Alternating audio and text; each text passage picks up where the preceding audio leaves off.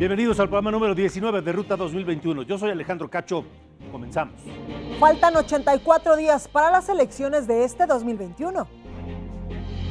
Finalmente, la noche del viernes, luego de filtraciones y rumores, Morena ratificó a Félix Salgado Macedonio como su candidato a gobernador de Guerrero. De acuerdo con la Comisión Nacional de Elecciones de Morena, Salgado Macedonio resultó el mejor posicionado en la segunda encuesta. De inmediato, Salgado Macedonio agradeció en Twitter al pueblo de Guerrero por refrendarle su confianza y con esto inició campaña. Hasta el día de hoy he sido objeto de un linchamiento político y mediático sin precedente alguno en la historia de México, auspiciado y patrocinado por poderes fácticos e intereses oscuros, cuya principal obsesión es evitar el avance de la cuarta transformación. No se informó quiénes más participaron en la encuesta, pero Beatriz Mojica y Luis Walton protestaron porque fueron excluidos. El resultado fue confirmado por el dirigente nacional de Morena, Mario Delgado, en su cuenta de Twitter la misma noche del viernes. Blanca Becerril. Hola Alejandro, buenas noches. Oiga, y sin mencionarlo directamente, el presidente del Instituto Nacional Electoral, Lorenzo Córdoba, habló sobre el tema. Deslindó a las instituciones electorales del país sobre alguna responsabilidad respecto al perfil de los candidatos. Remarcó que quien postula pues son los partidos políticos. Es muy importante aclarar, sin embargo, que la responsabilidad de postular a candidatos sin denuncias de acoso o abuso recae inicial y primordialmente en los partidos políticos. Otorgar o no su registro a las y los candidatos es una facultad que ejercen los institutos electorales, ya sea el nacional o los estatales, conforme a sus atribuciones legales. Y bueno, vamos a los números de las encuestas de opinión pública, marketing e imagen y Social Research Solutions.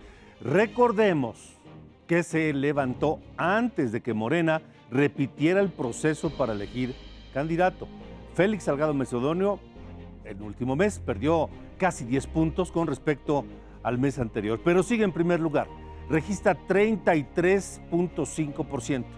Mario Moreno Arcos del PRI-PRD remontó 7 puntos, está en segundo lugar, 24.2.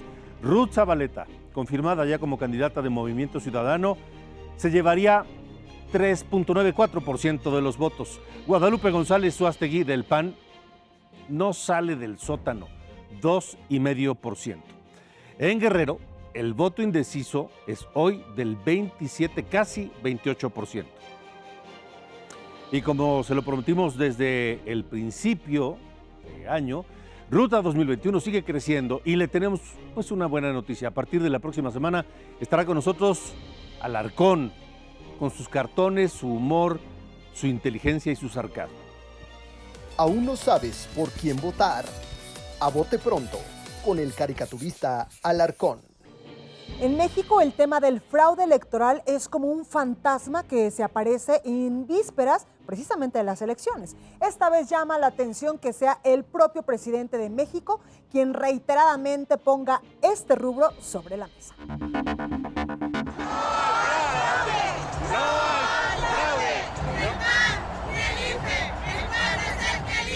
Andrés Manuel López Obrador, desde sus tiempos de opositor y hoy como presidente, sostiene que en México hay fraudes electorales. Voy a convertirme en guardián de las libertades del pueblo. Y voy a estar pendiente para que las elecciones sean libres y limpias.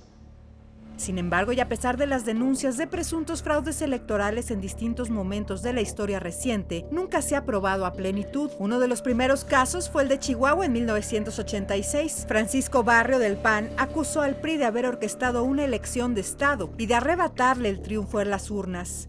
El candidato del PRI, Fernando Baeza, fue declarado ganador y se convirtió en gobernador. 2 años más tarde, en las elecciones presidenciales de 1988, se denunció otro fraude histórico. El gobierno organizaba y controlaba las elecciones. Al entonces secretario de Gobernación, Manuel Bartlett Díaz, se le cayó el sistema que contaba los votos cuando todo indicaba que el ganador sería Cuauhtémoc Cárdenas Solórzano, candidato del Frente Democrático Nacional. Cuando reanudó el conteo de votos, fue el priista Carlos Salinas de Gortari quien resultó ganador. El gobierno entonces será el único responsable de lo que suceda en este país si no respeta la voluntad mayoritaria y si pretende imponer a un gobierno usurpador para los próximos 6 años. Nunca desapareció la percepción del fraude electoral y tampoco se probó. Tras la profunda inconformidad social en 1990, nació el Instituto Federal Electoral, IFE, órgano que desde sus inicios tuvo como objetivo garantizar elecciones limpias y la protección del voto ciudadano principalmente. La credencial para votar con fotografía. Nomás llegas, si ya te apuntaste, revisas tus datos, pones tu huella, tu firma, te toman la foto y listo. La organización de las elecciones pasó a manos de un órgano ciudadano y autónomo. Esto generó confianza en los ciudadanos. Los conflictos postelectorales disminuyeron. Pero los perdedores no abandonaron la costumbre de alegar fraude, aunque nunca lo probaran. En 2006, Andrés Manuel López Obrador encabezó la más grande protesta postelectoral en la historia de México. Tras su derrota frente al panista Felipe Calderón por apenas 0.56%, alegó fraude y bloqueó durante 47 días el Paseo de la Reforma aquí en la Ciudad de México. Ese supuesto fraude nunca ha sido probado. Para Ruta 2021, Laura Alanís Villafuerte. Más adelante una mesa de análisis sobre este fantasma del fraude electoral que sigue en la mente de algunos. Estarán con nosotros la doctora María Amparo Casar y el investigador doctor Francisco Javier Aparicio. No se la pierda, va a estar interesante. Y como usted sabe, en Ruta 2021 hemos puesto especial atención en temas de violencia contra políticos y candidatos en lo que va del proceso electoral. Desde septiembre, las autoridades registran 66 políticos asesinados. Esta semana se registró un nuevo acto de intimidación. Fue aquí en la Ciudad de México contra Adrián Rubalcaba, el alcalde de Coajimalpa, quien denunció amenazas de muerte y actos de extorsión en su contra. El también precandidato para reelegirse en Coajimalpa informó a través de Twitter que las agresiones en su contra comenzaron el 17 de enero. Esto le dijo durante la semana en Heraldo Radio a Adela Micha. Pues empezó el 16 de enero, que fue cuando tuve mi primera llamada donde me solicitaban reunirme con un supuesto comandante de la policía, de la fiscalía, que tenía conocimiento de que, pues, si no me bajaba de la contienda electoral, iniciarían una carpeta de investigación en mi contra. Días después, una vecina que no tenía nada que ver con esto, absolutamente nada, me hace saber que a una amiga de ella le tocó escuchar cómo están planeando un atentado en contra mía. Precisamente Adrián Rubalcaba acudió el 6 de marzo a la Fiscalía Capitalina para presentar una denuncia. Esperemos a ver el resultado de este caso tan delicado. Pero Rubalcaba no es el único. Mónica Rangel Martínez, candidata de Morena al gobierno de San Luis Potosí, también denunció que fue amenazada de muerte y pidió protección durante el proceso electoral. En la mañanera, incluso el presidente de México, Andrés Manuel López Obrador, anunció que podría lanzar un plan para proteger a los candidatos en este proceso electoral. El objetivo sería blindarlos ante el crimen organizado y los criminales de cuello blanco. Es momento de ir con Isaías Robles, que nos trae ya todos los detalles de las elecciones, escondidos tras la boleta.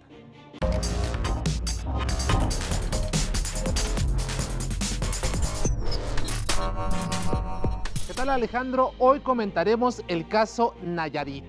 No hay recursos para las elecciones. También hablaremos de la molestia que hay entre los senadores panistas porque no se ha asignado a su nuevo coordinador. Hay un trasfondo electoral en esta decisión. Y también de los morenistas que ya fueron palomeados para llegar como pluris a San Lázaro. Esto es Tras la Boleta. Hay mucha preocupación en el Consejo General del INE por las elecciones en Nayarit. De hecho, ya hicieron 2 llamados públicos al gobernador Antonio Echevarría para que garantice los recursos económicos que permitan la realización de los comicios. El Congreso local aprobó 182 millones de pesos para ese fin, pero el mandatario dijo que no hay presupuesto, pues todo tuvo que reorientarse para enfrentar la crisis producto del COVID. Por lo pronto, no hay cómo financiar la impresión de las boletas para las urnas y no ha iniciado la capacitación de los funcionarios de casilla. Molestia en la bancada del PAN en el Senado contra su líder nacional, en un afán por mantener el control absoluto en la designación de los candidatos a las presidencias municipales. Marco Cortés, dirigente nacional, ha retrasado el nombramiento del coordinador senatorial, a pesar de que hay amplia preferencia por Yulén Rementería. El cargo quedó vacante por la licencia que solicitó Mauricio Curi, candidato al gobierno de Querétaro. Los senadores urgen la nominación, pero Cortés no quiere que nadie le haga sombra. El exsecretario de Hacienda Ernesto Cordero, hombre de todas las confianzas de Felipe Calderón, está en pláticas con redes sociales progresistas, el partido del Bester Gordillo, para llegar al Palacio Legislativo de San Lázaro por la vía plurinominal. Cuando Juan Camilo Muriño murió en 2008, Cordero asumió los contactos del gobierno calderonista con la lideresa del CENTE, por lo que su relación es cercana. Ernesto Cordero fue expulsado del PAN en 2018 por apoyar la candidatura presidencial del priista José Antonio Meade. El próximo jueves 18 de marzo, Morena iniciará la insaculación de candidatos para seleccionar a 180 aspirantes a diputados por la vía plurinominal de entre los más de 8,000 registrados. Sin embargo, los 4 primeros lugares de cada una de las 5 circunscripciones serán designados directamente. Entre quienes ya fueron palomeados se encuentran Jacob Polewski o la empresaria Patricia Armendáriz, que saltará de la pecera de Shark Tank a una curul en San Lázaro. A pesar de que redes sociales progresistas le había prometido a Lucila Ayala que sería su candidata a la gubernatura de Sinaloa, hubo cambio de señales. La magistrada del Tribunal de Justicia Administrativa solicitó licencia al cargo por 90 días, entusiasmada por la idea de incorporarse a la política. Pero el líder de ese partido, Fernando González, se reunió el pasado 3 de marzo con el gobernador Quirino Ordaz y con Gerardo Vargas, aspirante de Morena a la alcaldía de Culiacán. Y luego se soltó el rumor de que la candidatura de la magistrada Ayala se tambaleaba. Hoy se queja de que ni las llamadas le toman y se arrepiente de su breve aventura política. Y bueno, Alejandro, pues me gustaría llamar tu atención y también la de nuestro público sobre lo que está ocurriendo en Nayarit. Es un asunto muy preocupante, inédito en la historia electoral reciente del país. Resulta que estamos a 2 meses y medio de las elecciones y el gobierno del estado no ha transferido al Instituto Electoral Local los 182 millones de pesos que se requiere para los comicios. Mira, el Congreso local y también a través de las aportaciones que da la Federación suman aproximadamente 23,000 millones de pesos que tendrá el estado de Nayarit como presupuesto global para este año. Son 182 millones lo que se requiere para la elección, equivalentes aproximadamente al 0.8%, es ni siquiera el 1%. Sí. Pero el gobierno del estado dice simplemente no tengo recursos. El Instituto Nacional Electoral ya ha llamado varias veces la atención al gobernador y le dice necesitamos que transfieras los recursos porque de otra manera no podrán realizarse las elecciones. El INE también ha dicho, yo no tengo ni atribuciones legales ni tampoco presupuesto para poder atraer la elección y que sea una competencia del Instituto Nacional Electoral. Y 182 millones de pesos contra un presupuesto, como decías, 23 de 23,000, hombre, pues como que no hay, ¿no? Exactamente. ¿Podría cortar otras cosas el gobernador? Yo creo. ¿No? Hay de dónde. Gracias. Como siempre, Alejandro, un placer. Vamos con Blanca, Baja California. En Baja California el proceso electoral comienza a tomar buena forma. 12 diputados de la Alianza Juntos Haremos Historia por Baja California buscarán reelegirse. Esto gracias a la ley aprobada recientemente que les permite ir por un nuevo periodo sin solicitar licencia al Congreso. Además, la Comisión Especial de Difusión Institucional y Debates del Instituto Estatal Electoral aprobó 30 debates virtuales como parte de este proceso. 3 debates son para los aspirantes a la gubernatura, 2 por cada uno de los ayuntamientos y 1 por cada una de las diputaciones locales en disputa por el principio de mayoría relativa. En cuanto a las encuestas para gobernador, Marina del Pilar Ávila, de Morena, PT y Verde, tiene una enorme ventaja. Sigue como favorita, acumula 38,5% de la intención de voto. En un muy lejano, pero muy lejano segundo lugar, Jorge Jangrón, del Partido Encuentro Solidario, con 12,5%. Lupita Jones, candidata del PRI-PAN-PRD, permanece en tercer lugar, 10,5%. Alejandro Mungaray, de Movimiento Ciudadano, cuarto sitio, con 7%. El candidato independiente Lorenzo López Lima y Victoria Bentley, de Redes Sociales Progresistas, están en el fondo de la tabla, con 1,5% y 1,3%. Mientras que el voto indeciso es de 21,5% en Baja California.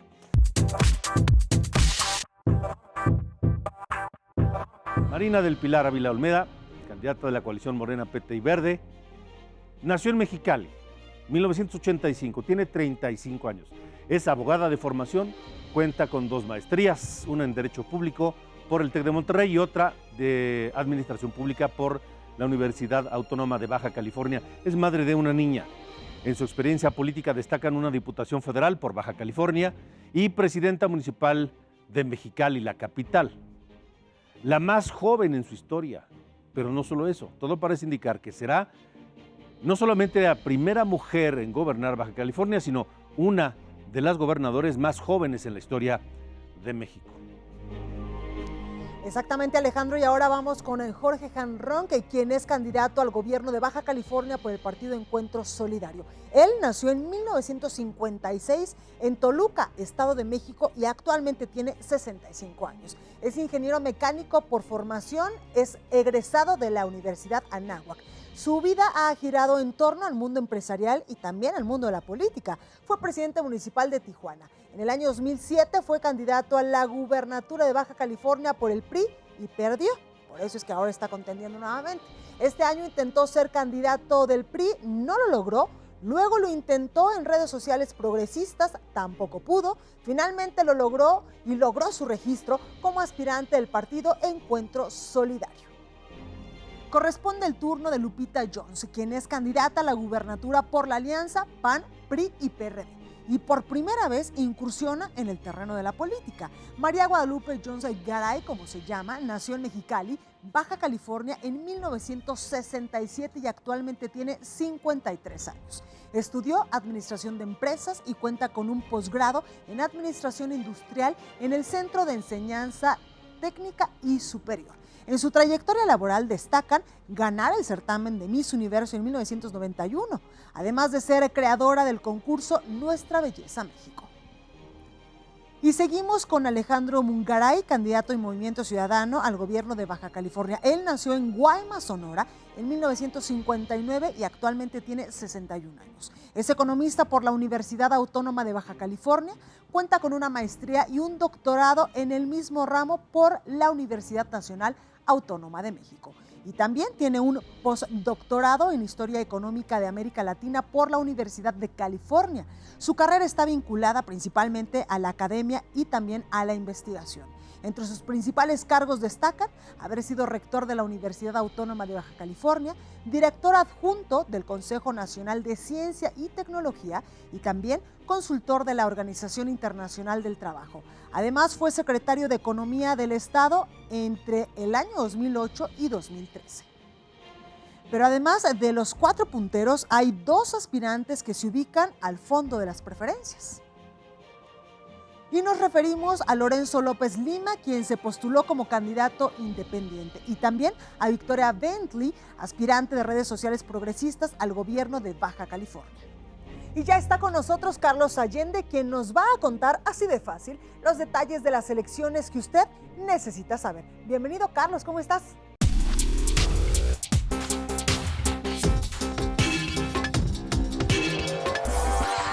Gracias, Blanca, otra vez aquí en Ruta 2021. Oigan, las elecciones intermedias, hay que decirlo, no son tan atractivas como las presidenciales, a pesar de que pueden tener un impacto tremendo en la segunda mitad del sexenio. La particularidad de este 2021 es que también coinciden 15 elecciones a gobernador. Y hay una que ha atrapado mi especial atención, la de San Luis Potosí. Aquí se está armando un verdadero circo. Están acusando al actual gobernador de poner a 2 de sus más cercanos colaboradores como candidatos oponentes para así asegurar influencia o al menos algo de cercanía con el sucesor, ¿no? Cuando escuché esto, me acordé de lo que pasó en otro de los candidatos que también quiere gobernar San Luis, Ricardo Gallardo Cardona.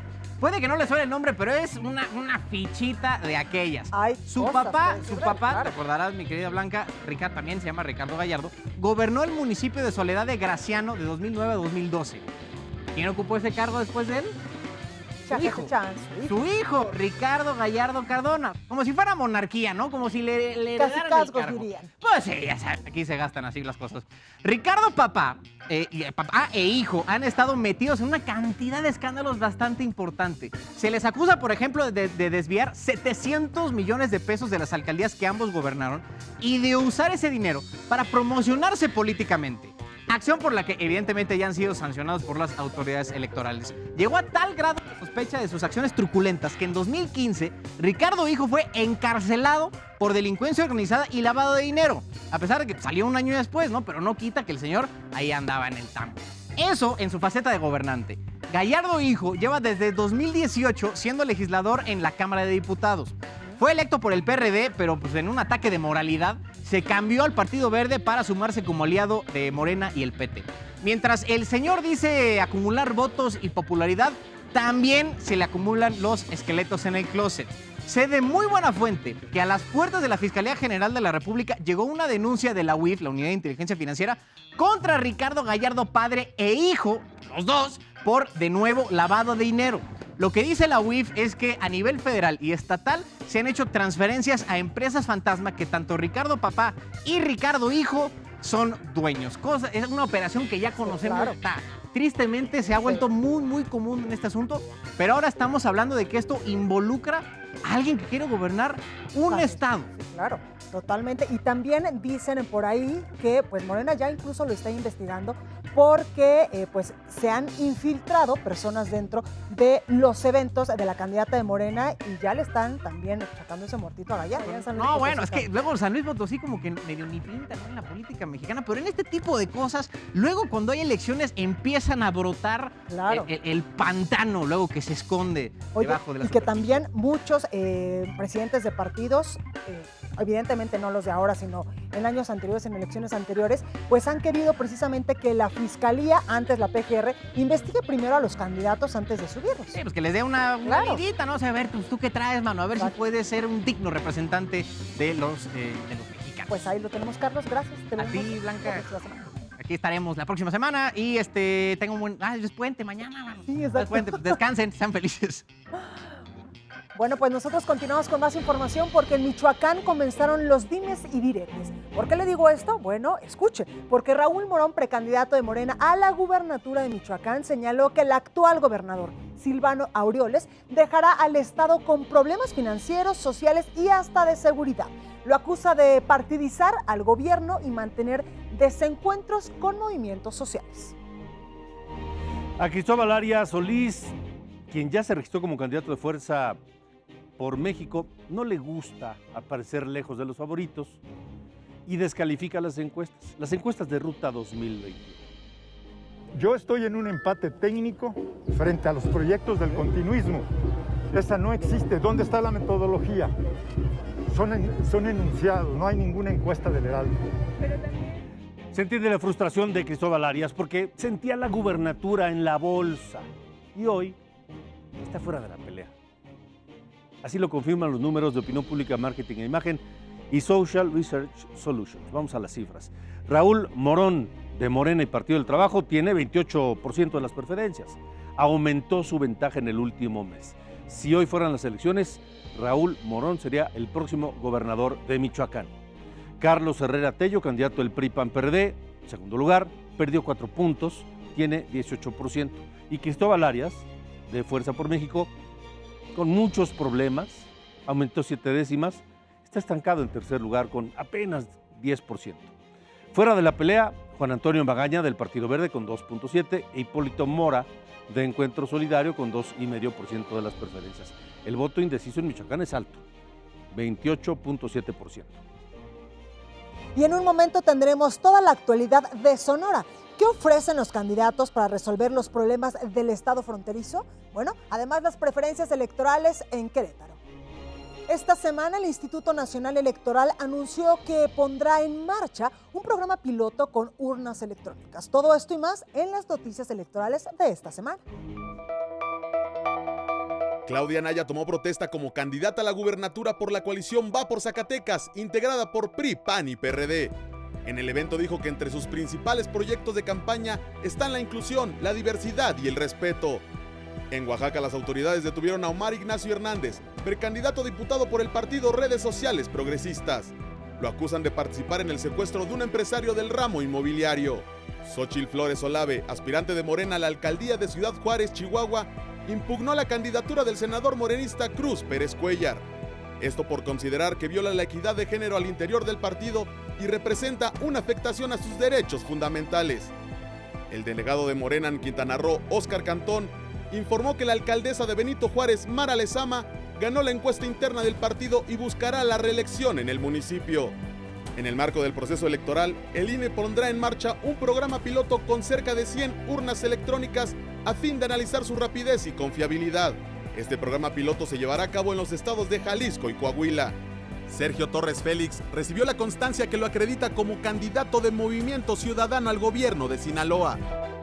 Vamos a un corte, pero no se despegue. Más adelante en Ruta 2021, mesa de análisis con la doctora María Amparo Casar y el doctor Javier Aparicio. El panorama de Sonora, las encuestas de Querétaro y, por supuesto, el ingenio de Maca Carriedo con Urna y Ya. Regresamos.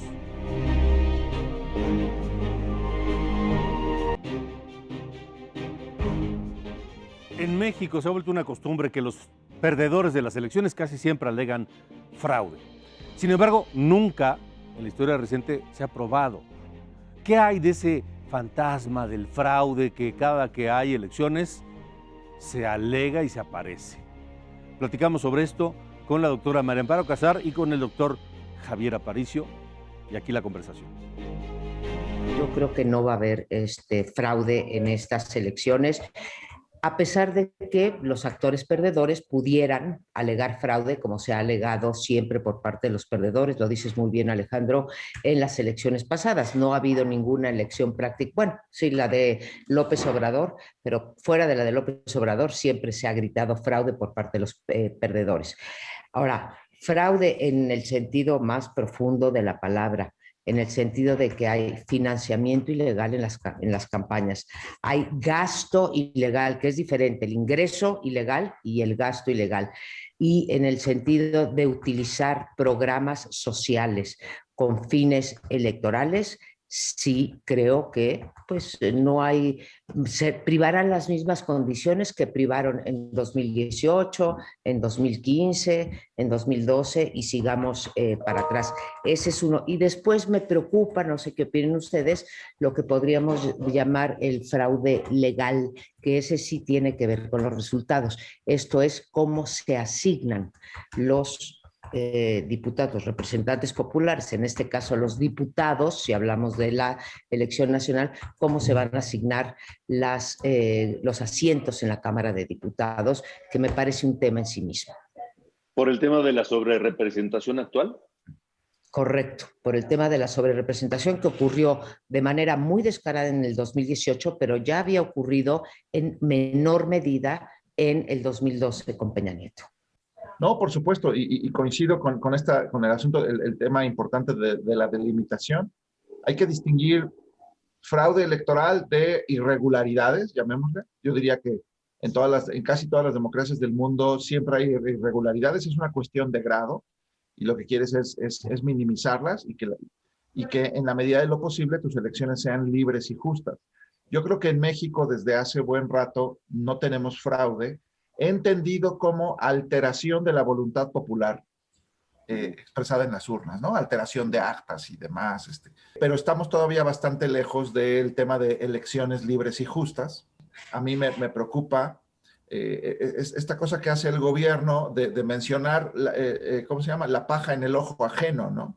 Entonces el presidente conmina a los gobernadores de, oigan, ya no tiene que haber fraude, nadie se meta, no metan mano, fuera manos de las elecciones.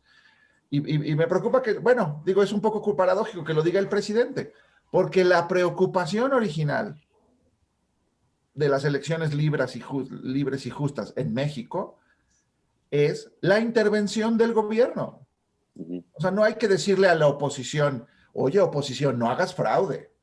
El reclamo es, que el gobierno no meta las manos en las elecciones. Incluso más allá de las mañaneras, yo diría, mira, más allá de lo que diga o no diga nuestro presidente, sí tenemos un tema de mucho dinero suelto. Servidores de la nación subiendo y bajando, repartiendo dinero, prometiendo vacunas.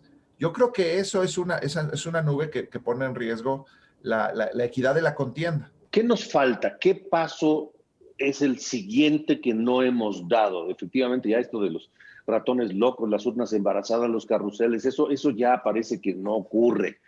No hay evidencia, por lo menos. Pero ¿qué nos falta en el tema del financiamiento, que es delicadísimo y que es donde más, quizá más irregularidades se presentan, María Pablo, ¿no? Mira, el problema del financiamiento, como decía Javier, sí, el problema es de grado. Y el grado en el caso de México ha sido superlativo. Podemos demostrar que pues, por cada peso que entra, que reportan los partidos en el INE, puede haber hasta 40 pesos por debajo de la mesa, como decimos ya, por debajo de la mesa, o sea, dinero no reportado. El INE no tiene la capacidad de auditar, digamos, todo lo que reciben los partidos por debajo y todo lo que gastan también por debajo, porque sabemos que hay muchos mecanismos para poder esconder el dinero y muchos regalos en especie y mucha violación de todas las reglas del financiamiento. Creo que el paso que hay que dar, y me molesta mucho tener que volver a hablar de una reforma electoral, porque creo que ninguna reforma electoral, Alejandro, va a funcionar en este país si tú tienes actores. Y cuando digo actores, no nada más me refiero a los candidatos y a los partidos, me refiero al presidente, me refiero a las personas que están dispuestas a entregar dinero bajo la mesa, etcétera, todos los que intervienen en la contienda. Pues no vamos a lograr que desaparezca lo que llamamos fraude o lo que llamamos irregularidades o trampas en la campaña. Pero sí tenemos que atacar ciertos problemas, Alejandro. Decimos que los partidos políticos reciben un montonal de dinero, y es cierto, reciben un montonal de dinero los partidos y los candidatos, pero cuando te pones a ver los números chiquitos y dices, a ver, un delegado o un diputado puede gastar, tú me corriges, Javier, alrededor de 2 millones de pesos en la campaña. Y yo te digo, a ver, Alejandro, con 2 millones de pesos, ¿sí?, con las vallas que ponen en ciertas, estas vallas luminosas que ponen en ciertas calles de las colonias más fifís, para usar ese lenguaje, pues 2 semanas de esos espectaculares que dan vueltas ya se fueron los 2 millones de pesos, ¿sí? Entonces, les estás pidiendo a los candidatos que no violen la ley, y está bien, no la deben de violar, y por otro lado, pues sabemos que cualquier 2 millones de pesos simplemente son irreales para que se pueda llevar una campaña ganadora. Y tenemos el problema pues de la acción colectiva. Digo, ok, yo soy honesta, estoy corriendo por la Miguel Hidalgo, no voy a hacer mal uso de recursos públicos, no me voy a pasar de lo que me permite la ley, pero si los otros 4 candidatos que están jugando contra mí sí lo están haciendo, pues me quedo absolutamente en desventaja. Entonces es un círculo vicioso, pues muy difícil de romper. La solución no es aumentarles el presupuesto. Tenemos un gran reto de fiscalización, y es cierto, digamos, el reto de la implementación de la fiscalización, de una capacidad limitada de la autoridad para fiscalizar, y problemas de diseño, que es este tema de donde los partidos reciben un financiamiento generoso, pero los topes de campaña son muy bajos.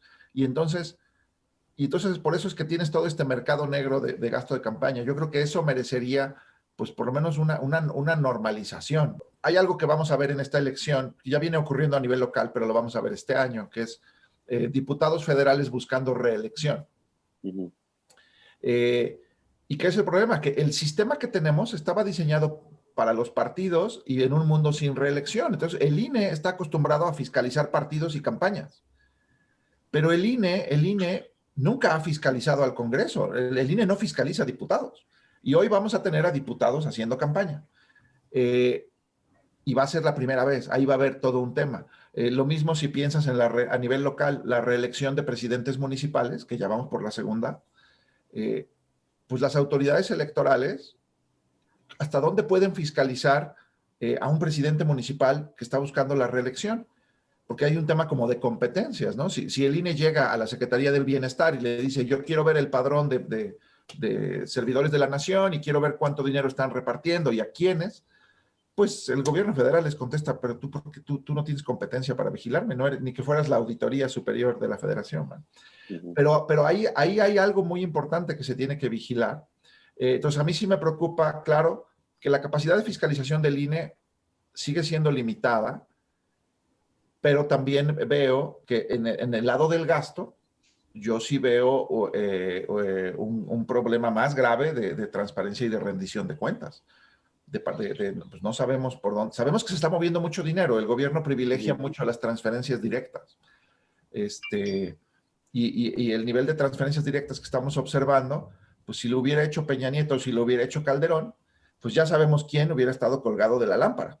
Y también yo diría árbitros debilitados. A mí me preocupa si el Tribunal Electoral va a meter la pierna donde la tenga que meter. A ver, esta parte de los riesgos que está tocando más allá de lo que estamos llamando irregularidades, desvío de recursos, mayor gasto de campaña, limitaciones en la fiscalización, pues riesgos en esta elección va a haber enormes, ¿no? Riesgo número uno, desde luego, pues la polarización y la intolerancia que se ha mostrado. La verdad que desde la presidencia a mí de repente me enoja mucho, no, es que están polarizando, no estamos polarizando, ¿sí? El titular del Ejecutivo es el que se ha dedicado a polarizar, me parece un hecho incontrovertible.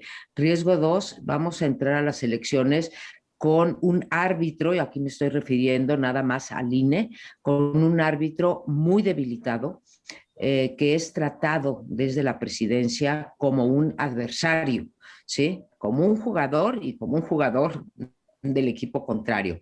Como bien dice Javier, las autoridades electorales enfrentadas porque, pues, a tiro por viaje, el tribunal anula cada una de las decisiones que toma el Instituto Nacional Electoral. Riesgo 3, sin duda alguna, los programas sociales.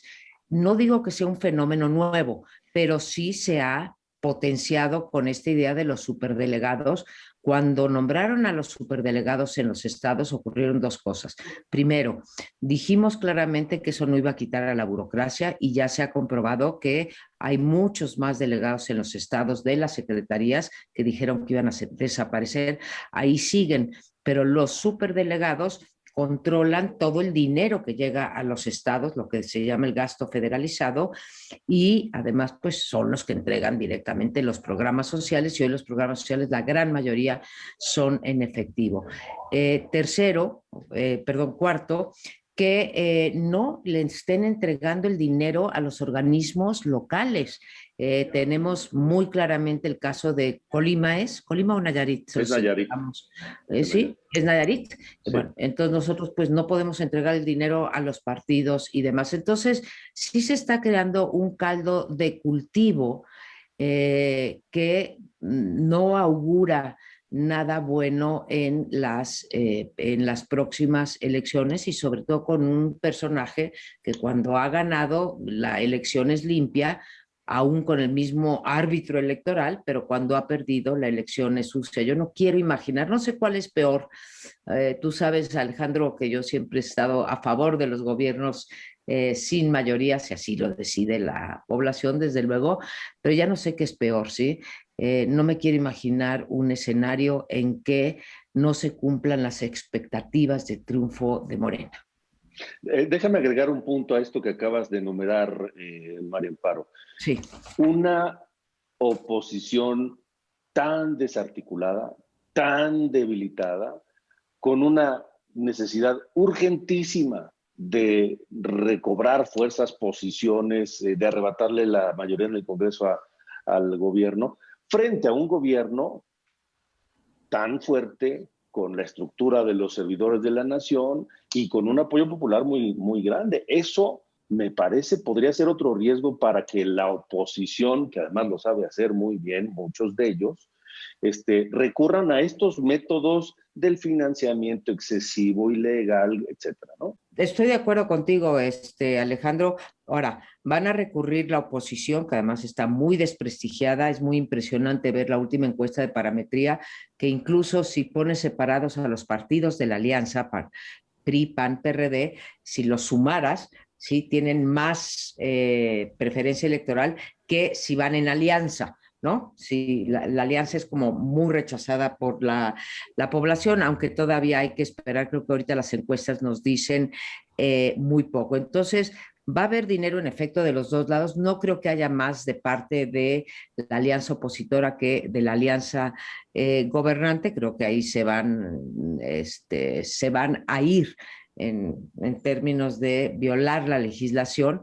Lo que me preocupa es cuál va a ser la reacción de uno y de otro una vez que conozcamos los resultados y sobre todo, y quisiera volver a ese tema, Alejandro, no sé, Javier, tú cómo lo evalúas, pero esta idea de cómo se van a repartir, yo sigo sin entender bien a bien, Alejandro, te lo digo honestamente, por qué el INE repartió de la manera en que repartió los puestos de diputado en el 2018, aceptando en los hechos esta sobrerepresentación casi del doble de lo que permite la legislación. No, pues sí, yo siento que recordar que nuestra democracia es joven y por eso se pone a prueba, las instituciones electorales se ponen a prueba en cada proceso. Este proceso va a ser nuevo en ese sentido. Tenemos como un resurgimiento del presidencialismo o del poder presidencial con gobierno unificado, pero pues es un poder presidencial, un gobierno unificado con legitimidad democrática, con una alta popularidad, pero que va a poner a prueba al sistema electoral. Y también es una prueba para la ciudadanía, ¿eh? El esfuerzo de reflexión de voto que en esta campaña va a ser sin precedentes, justo porque me gustaría tomar este punto que dijo María Amparo. Nuestro sistema electoral tiende a la sobrerepresentación y durante algunos años el sistema había producido fragmentación, ¿no? Tripartidista, PRI, PAN, PRD, pero ahorita el sistema de partidos está en un marasmo y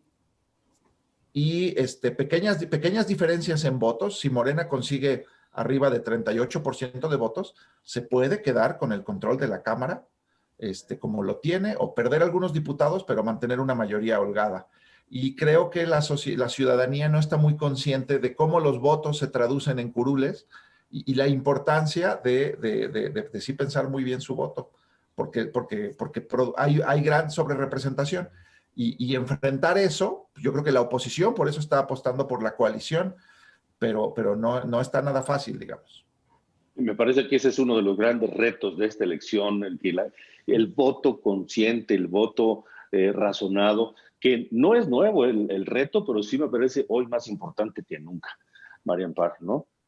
Sin duda, y sobre todo más importante que nunca, Alejandro, es si revisamos las elecciones intermedias, la tasa de participación es muy baja, muy por debajo del 50% vis a vis las presidenciales. En esta tienes chance de que vaya a haber menos abstención porque hay 15 gubernaturas en juego, entonces cuando menos en esos 15 estados el abstencionismo va a bajar. Pero aún así, más que incluso que pensemos nuestro voto, desde luego estoy de acuerdo con Javier y contigo que hay que pensar el voto, sobre todo es el llamado, ya seas partidario del proyecto de López Obrador o partidario de la oposición que no quiere que siga teniendo el poder tan enorme que ha tenido la presidencia, pero salir a votar y lograr algo muy cercano en votos a lo que es la participación en las elecciones presidenciales. No 42, sino 63%. Y es momento de echar un vistazo a las noticias más relevantes de esta Ruta 2021. El Tribunal Electoral del Poder Judicial de la Federación confirmó medidas cautelares contra Morena. Los magistrados tomaron esta decisión por el posible uso del programa de vacunación contra el COVID-19 con fines electorales. Los institutos electorales de Sinaloa y Baja California Sur ordenaron a los partidos políticos de sus entidades postular por lo menos a una persona integrante de la población LGBT en cargos de elección popular. Con esta medida se da cumplimiento al principio de paridad de género ordenado por autoridades federales electorales. La youtuber y periodista Juncal Solano anunció su candidatura con Morena para una diputación en el Congreso de Jalisco. El Instituto Nacional Electoral declaró improcedente la queja presentada por Clara Luz Flores, candidata de Morena a la gubernatura de Nuevo León, por 2 spots donde acusa violencia política de género. Los promocionales No Soy Como Ellos y La Vieja Política pertenecen al candidato de Movimiento Ciudadano Samuel García. Maru Campos, candidata del PAN y PRD al gobierno de Chihuahua, afirmó que su caso podría ser un ejemplo de la persecución política que viven las mujeres. Esto en referencia a las acusaciones de que recibió sobornos en el pasado. Octavio Pedrosa, candidato de la coalición Sí por San Luis Potosí, prometió crear la primera Secretaría de la Mujer en el Estado. El Senado de la República convocará elecciones extraordinarias para ocupar el escaño correspondiente al estado de Nayarit. Esto luego de que el senador de Morena, Miguel Ángel Navarro, pidió licencia indefinida para buscar la gobernatura del estado. Sonora es sin lugar a dudas uno de los estados más codiciados por cualquier partido político. Se trata de una de las entidades más poderosas de la República Mexicana. Para este año tan solo, el Congreso local aprobó un paquete económico de 67,515 millones de pesos. Se encuentra entre los 10 estados que más aportan al Producto Interno Bruto del país. Su contribución es del 3.4%. A pesar de su poderío económico, en Sonora no todo es miel sobre hojuelas. Históricamente fue un bastión político del PRI hasta el año 2009, cuando llegó la alternancia con el Partido Acción Nacional y Guillermo Padres, quien luego estuvo preso por delincuencia organizada y lavado de dinero. Salió libre bajo fianza en el año 2019 apenas. Pero este escándalo no es el problema más grande que tiene el estado. Los temas que más preocupan a los habitantes de Sonora son la inseguridad, el desempleo y el rezago económico provocado por la pandemia del coronavirus. Además, la violencia de género también ocupa la agenda sonorense. Así lo ha reflejado incluso Claudia Pavlovich con sus acciones de esta administración. Y a todo esto, ¿qué proponen los favoritos al gobierno estatal? Bueno, empecemos con Alfonso Durazo, quien presentó un decálogo donde afirma que su gobierno tendrá conciencia de género, donde habrá paridad en los mandos superiores. También promete 3 de 3 contra la violencia de género, además de becas para las madres de escasos recursos. A nivel económico, dice que deben captar mayores recursos y el turismo debe ser una vía, así que piensa invertir más en infraestructura urbana. En cuanto a seguridad, no se ha pronunciado, pero promete gobernar con los principios de la Cuarta Transformación, que son no robar, no mentir y no traicionar al pueblo. Escucha. El país no puede desplegar a plenitud su potencial si no incluye a las mujeres. En el caso de Sonora, la transformación que pretendemos del Estado o es con las mujeres o no hay transformación. Bueno, y Ernesto El Borrego Gándara también lanzó propuestas en materia de género. Dice que habrá igualdad en su administración. También prometió castigo inflexible contra los agresores de las mujeres. Además, asegura que garantizará la despensa a las madres que se queden sin empleo como consecuencia de la pandemia a causa del coronavirus. Gándara dice que en caso de ser gobernador, impulsará el deporte y abrirá espacios en la política para los jóvenes. Debemos de garantizar desde el gobierno que cuando las mamás trabajadoras pierdan su empleo, sea con pandemia o sin pandemia, el gobierno les garantice todo lo que es quincenalmente la despensa familiar. Y otro candidato es Ricardo Pons. Él es otro que promete fomentar precisamente el deporte. En su arranque de campaña dijo que mejorará la educación y acabará con los vicios de los jóvenes para que no trunquen sus oportunidades, esto por medio de un programa de prevención de drogas. En cuanto a la economía, busca mejorar la infraestructura de los mercados municipales para mejorar así al comercio local. En materia de género, afirma que creará oportunidades económicas para las mujeres, así como espacios de decisión en su propio gobierno. Y reconozco que hemos cometido por omisión faltas a la mujer. Y créanme que según yo nunca le he faltado el respeto a Nora, ni a mi mamá, ni a mi hija, ni a mis hermanas, ni a las mujeres que quiero. Sin embargo, pequeños detalles han marcado la diferencia en el trato. Y hay más información de Sonora porque en materia electoral se aprobó el calendario para los debates entre los candidatos y candidatas que participarán en el proceso local. El 27 de abril y el 18 de mayo serán los debates para la gubernatura, mientras que los debates en alcaldías con más de 100,000 habitantes tendrán lugar entre el 11 y el 16 de mayo. Le hablo de Guaymas, de Navojoa, San Luis Río Colorado, Nogales, Cajeme y también Hermosillo. Por su parte, la coalición Sonora, formada por comunidades y colectivos LGBT, presentaron un paquete de propuestas para todos los candidatos que participarán en la elección del próximo 6 de junio. Revisemos las encuestas de opinión pública, marketing, imagen y Social Research Solutions. Alfonso Durazo, de Morena, PT, Nueva Alianza y Partido Verde, es el favorito, casi 40% de las preferencias. 16 puntos abajo, Ernesto El Borrego Gándara, del PRI, PAN, PRD, perdió terreno en el último mes, se quedó en 22% en la intención de voto.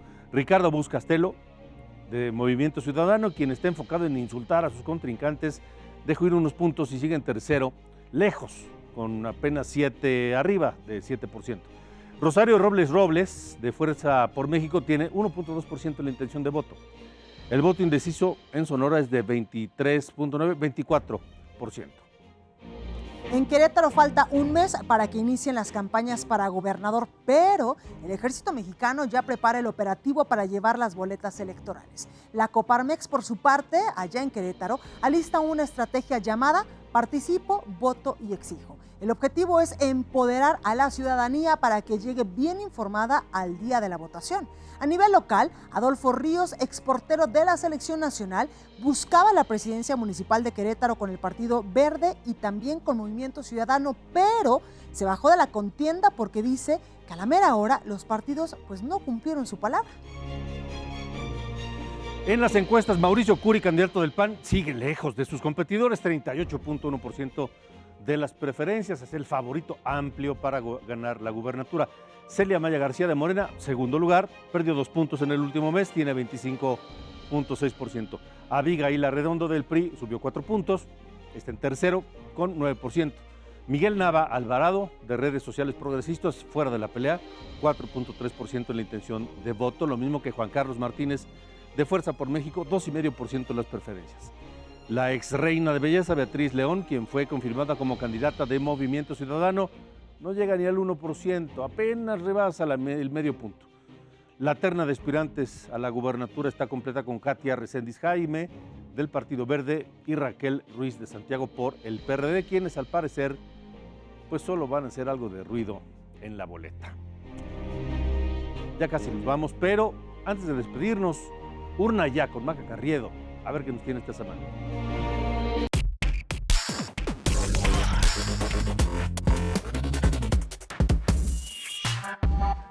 Cachito, Blanca, me da mucho gusto estar con ustedes como cada domingo y me da mucho más gusto estar con todo el público a través de Heraldo TV y por supuesto del Heraldo Radio. Y bueno, pues sí, Lupita Jones ya está muy en su papel, esta ex reina de belleza, ex todo.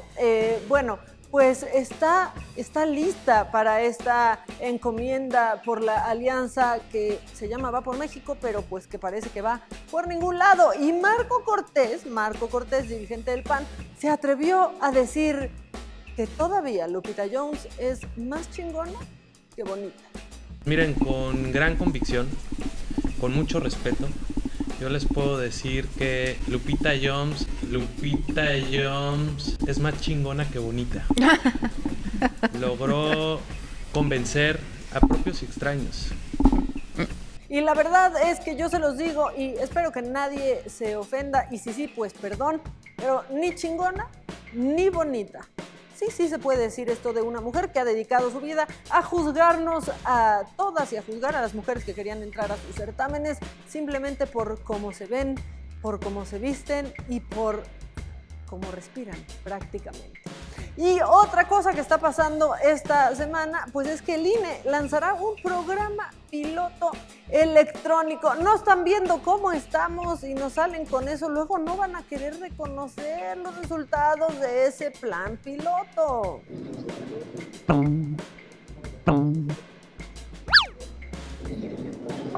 Una vez que se realizó la votación, aquí aparece el testigo de voto por unos segundos para que podamos de manera muy rápida revisar el voto y posteriormente cae en esta especie como de urna. Bueno, pues con eso los dejo. Yo les mando muchos abrazos. Me da mucho gusto, como siempre, estar con ustedes y les deseo que tengan una excelente semana y los espero pues en Urna y Ya la próxima, en donde seguro la realidad proveerá.